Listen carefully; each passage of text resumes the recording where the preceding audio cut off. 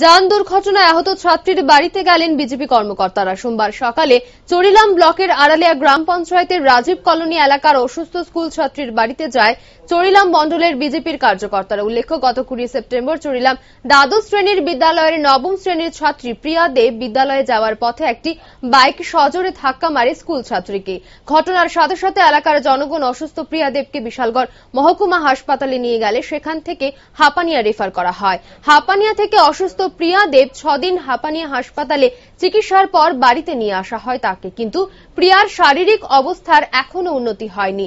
সোমবার সকালে চরিলাম বিজেপির মণ্ডল সভাপতি রাজকুমার দেবনাথ, চরিলাম মণ্ডল যুব মোর্চার সভাপতি গোপাল শর্মা, ওবিসি মোর্চার চরিলাম মণ্ডল সভাপতি যোগেন্দ্র চন্দ্র দেবনাথ সহ চরিলাম মণ্ডলের বিজেপি সম্পাদক রিঙ্কু মিয়া ছুটে যায় রাজীব কলোনি এলাকার দুর্ঘটনাগ্রস্ত স্কুল ছাত্রীর বাড়িতে। খোঁজ খবর নিলেন অসুস্থ স্কুল ছাত্রীর।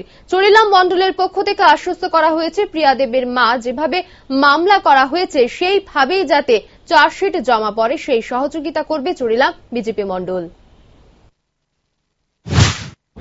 আড়ালিয়া স্থিত রাজীব কলোনিতে আমাদের এক ছোট্ট বোন, যে বোনটা গত 20 তারিখ তার স্কুল থেকে আসার পথে ও অ্যাক্সিডেন্টের মুখোমুখি হয়।